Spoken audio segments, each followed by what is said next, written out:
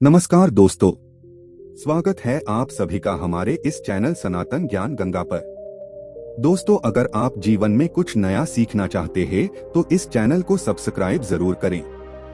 श्री शिवाय नमस्तुभ्यम। हर हर महादेव। दोस्तों, पूरी 500 सालों के बाद बन रहा है देव दुर्लभ शुभ संयोग 21 अगस्त सावन का 7वां सोमवार नागपंचमी। इस दिन यानी सावन के 7वें सोमवार नाग पंचमी के दिन चुपचाप गाय को खिला दें। यह एक छोटी सी चीज, रोड़पति भी होंगे करोड़पति, मिलेंगी सभी संकटों और कष्टों से मुक्ति, मृत्युदंड पितृदोष तुरंत होगा में पूरे आपके घर में भरे रहेंगे अन्न धन के भंडार। यूँ कहें कि भगवान भोलेनाथ के आशीर्वाद से आपके साथ कुछ देर तक करेगी रुपयों पैसों पर राज। आपकी 7 पीढ़ियों तक धन दौलत बढ़ता चला जाएगा, दुख दूर हो जाएगी और सूखे आपके कदमों में आ जाएंगे, आपके कदम चूमेगी जरूर। तो यदि आप यह छोटी सी चीज सावन के 7वें सोमवार नाग पंचमी यानी कि 31 अगस्त को गाय को खिला देते हैं, दोस्तों समझ लेना आपकी 7 पीढ़ियों तक धन दौलत की कमी नहीं होगी, बैंक बैलेंस चला जाएगा, तत्काल गरीबी समाप्त हो जाएगी, खत्म हो जाएगी, गरीबी का नामो निशान खत्म हो जाएगा और आप धन से मालामाल हो जाओगे। आपको पर भगवान शिव और भगवान शिव के गले में धारण नाग देवता का आशीर्वाद बना रहेगा और साथ के साथ दोस्तों के किस कोटि देवी देवताओं को अपने अंदर धारण करने वाली गोमाता की भी कृपा आपके ऊपर सदैव बनी रहेगी। आपकी 7 पुश्तों तक रुपयों पैसों पर बोझ करेगी, धन दौलत की कमी नहीं होगी, 7 पीढ़ियों का बैंक बैलेंस चला जाए।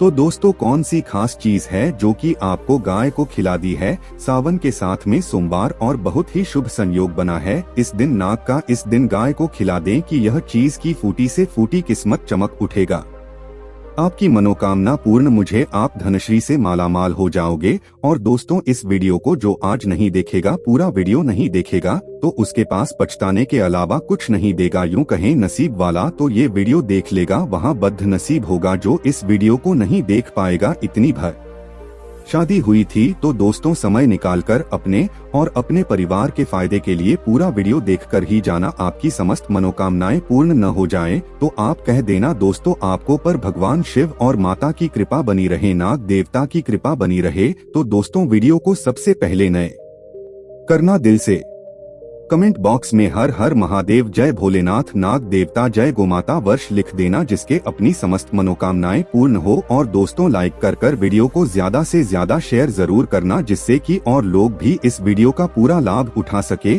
और उनके द्वारा उठाया गया और लाभ आपको अच्छा फल दे। कि दूसरों का भला करेंगे तो आपका ईश्वर स्वयं भला करेगा, यह आपको मन में धरना रखें। दोस्तों, आपको बता दें, सावन मास के शुक्ल पक्ष की पंचमी तिथि को नाग पंचमी का त्योहार मनाया जाता है। हिंदू धर्म में नागों की पूजा के इस दिन बहुत ही पवित्र पावन दिन है, बहुत महत्व है। और इस दिन भगवान शिव के आभूषण नाग देव की उपासना की जाती है। शास्त्रों के अनुसार नागों की पूजा और से आध्यात्मिक शक्ति, अपार धन और मनवांछित फल की प्राप्ति होती है। और आपको बता दें, इस बार जो सावन का 7वां सोमवार है और इस बार 7वें सोमवार पर नागपंचमी का पवित्र पावन दिन, तो दोस्तों सोने पर सुहागा, समस्त मनोकामनाएं पूर्ण हो जाएंगी। इस पावन पवित्र यह मानकर चलें, इस दिन आप भगवान शिव के आभूषण गले में धारण नाग देवता की विधि विधान से पूजा अर्चना करें। सांपों को दूध अर्पित करें के चित्र प्रतिनिधियां बनाकर उनको दूध अर्पित करें और इस दिन भगवान शिव और माता पार्वती की विधि विधान से पूजा अर्चना करें, समस्त मनोकामनाएं पूर्ण हो जाएंगे। वंश के मंत्रों का जाप करें और अधिक से अधिक जब वर्तमान गरीब लोगों की मदद जरूर करें। इस दिन अन्न वस्त्र जो भी बनी आपकी समस्त मनोकामनाएं शीघ्र अति शीघ्र भगवान शिव और कर देंगे। मंगल ही मंगल। दोष को बात करें, गाय से जुड़े को कौन कौन से उपाय है, जिन उपाय को करने से आपके जीवन के तमाम प्रकार के दुख दर्द संकट खत्म हो जाएगी, समस्त दुख दूर हो जाएंगे और सुख आपके कदमों में आ जाएंगे। आपके साथ को धन दौलत की कमी नहीं होगी। और सबसे बड़ी बात, पितृदोष यदि आपके जीवन में है, पितृदोष भी समान रूप से संबंधित सभी प्रेसिडेंट से वाला बाद हो जाओगे और माता की कृपा, भगवान शिव की कृपा आपके ऊपर बनी रहे। तो चलिए दोस्तों शुरू करते हैं। अरे कौन कौन से उपाय है जो कि आपको 31 अगस्त को सावन के साथ भी सोमवार और दुर्लभ संयोग 500 वर्षों के बाद बन रहा नागपंचमी के दिन गाय से जुड़े इन उपायों पूजन करें। तो चलिए शुरू करते हैं, कौन कौन से उपाय है।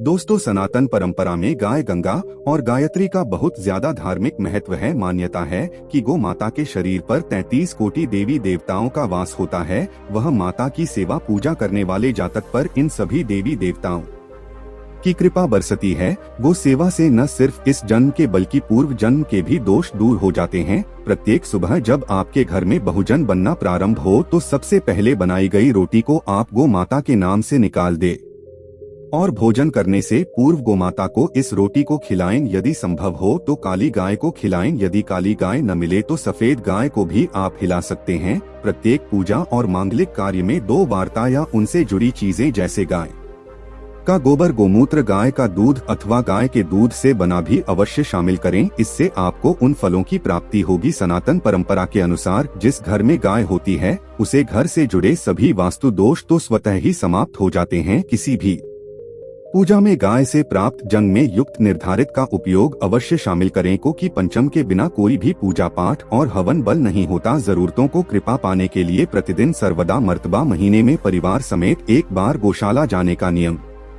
जरूर बनाएं और वहां गाय को हरा चारा खिलाएं। इससे आपको शुभ फलों की प्राप्ति होगी और साथ ही साथ गो सेवा और वो पूजा से 9 ग्रह साफ हो जाते हैं और इनसे जुड़े 2 दोषों का निदान हो जाता है। गर्मियों में 2 बातों को पानी पिलाया और सर्दी में गोमा को गुदा अवश्य खिलाएं। ध्यान रखें कि गर्मियों में गाय को गुड़ खिलाएं। अनेक देवी देवताओं को अपने शरीर पर धारण करने वाली 2 वार्ता से जुड़े कई शुभ और अशुभ संकेत भी होते हैं।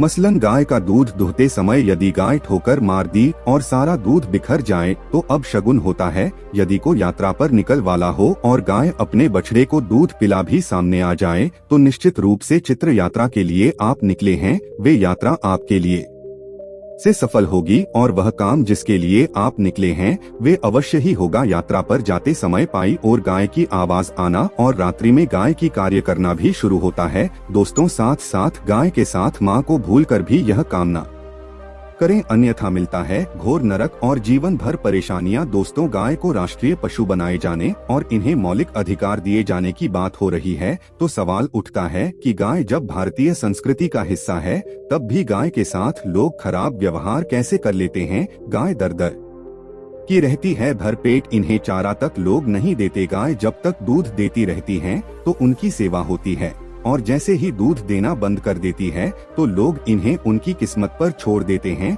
सड़कों पर और गलियों में भटकने के लिए। ऐसे में गूगल से जीवों को कोई डंडे से मारता है तो कोई उन पर पानी डाल देता है, कभी वाहनों से इन्हें ठोकर लग जाती है तो कभी बीमार होकर बेचारी एक गाय दम तोड़ देती है। ऐसे में जरूरत है इन बातों को जानने की कि गाय को लेकर शास्त्रों में क्या कहा गया है, गाय के साथ आपको कैसा व्यवहार करना चाहिए। क्या दोस्तों, गाय को कभी भी मारना पीटना नहीं चाहिए। शास्त्रों में गाय को माता का दर्जा दिया गया है। गाय को मारने पीटने वाला माता को मारने पीटने वाले के समान बाप का बहुत ही माना जाता है।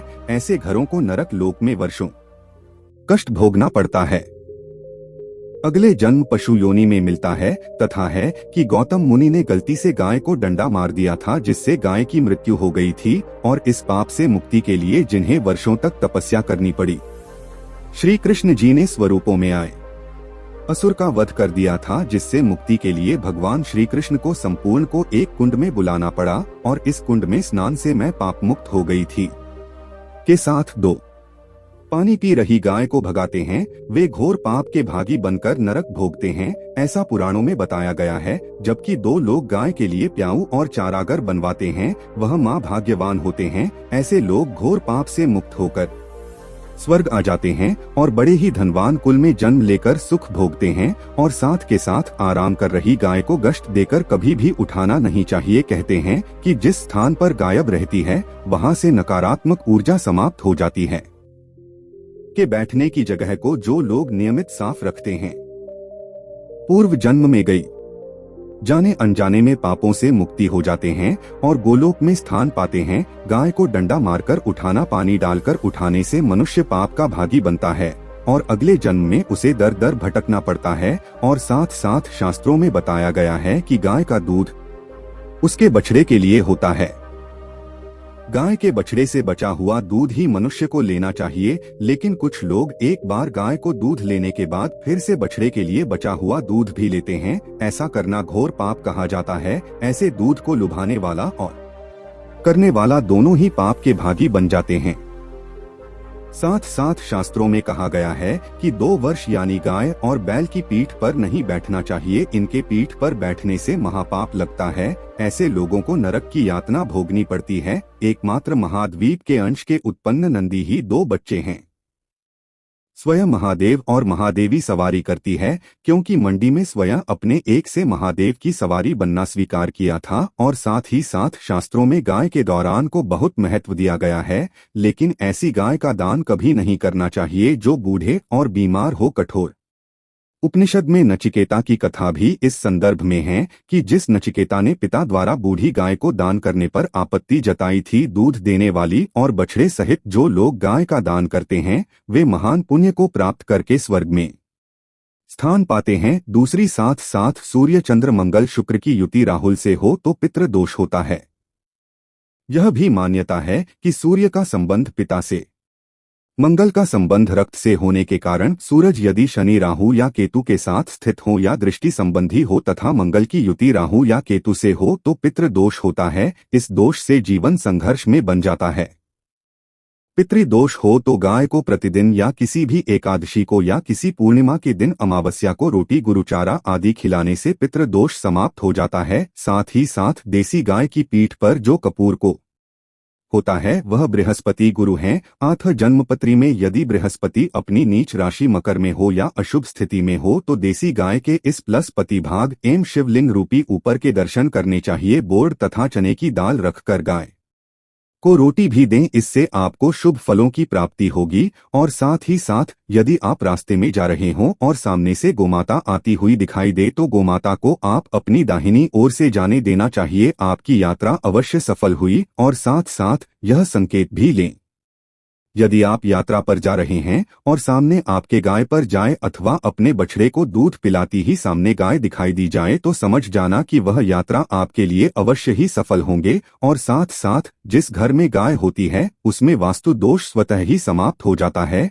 और साथ ही आपको बता दें कि गाय को आप जो भी रोटी बनाएं प्रतिदिन ताज़ी रोटी ही बनाएं। गाय को अगर आपने रोटी बनाई है तो कोशिश करें कि उस रोटी को आप तुरंत ही गाय को दे दें। अगर आप उस रोटी को रख देंगे और उस रोटी को अगले दिन देंगे तो वे रोटी बासी नहीं जाएगी। गाय को कभी भी बासी रोटी न दें, इससे घर में नकारात्मक ऊर्जा वास करती है और जो भी कार्य आपके बनने वाले होंगे वे कार्य भी आपकी बिल्कुल भी नहीं बनेंगे। इससे आपके घर में हमेशा दरिद्रता का वास रहेगा और आप जिस भी कार्य को करेंगे उस कार्य में आपको हमेशा असफलता ही हाथ लगी।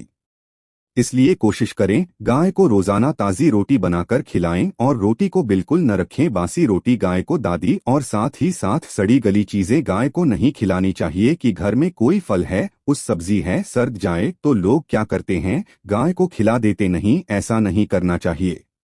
ऐसा करने से यदि आप गाय को खिलाते हैं तो और आप पाप के भागी बन जाते हैं। आप बिल्कुल भी सड़ी गली चीजें गाय को खिलाएं और साथ ही साथ आप आटे की लोइयां बनाकर उनके ऊपर हल्दी लगाएं। इसके बाद आप उन 11 दोषियों को एक एक करके गाय को खिलाएं। प्रत्येक को खिलाते समय गाय के गोबर आप हाथ मेरी पीठ पर, हाथ मेरे मस्तक पर, हाथ मेरी माता का कि आप चरणों का स्पर्श करें। जादू को ऐसा करने से आपके समस्त कार्य बनने लगेंगे। जो दुख का समय चल रहा है वे भी समाप्त होगा। आपके जीवन में खुशी खुशी होगी। और एक बार आप 7 बार गाय की परिक्रमा कर ले तो आपके समस्त हैं और होंगे। और साथ ही साथ आप गाय को जब भी रोटी पर या तो आप थोड़ी हल्दी लगाने या थोड़ा पूर्ण रखने, अगर गुड़ न हो तो आप थोड़ा मिश्री रख सकते हैं, थोड़ा नहीं रख सकते हैं। दोस्तों को कभी भी सूखी रोटी खिलाएं। सूखी का मतलब गाय को रोटी रखें खिलाएं, उस पर कुछ न कुछ रखकर खिलाएं।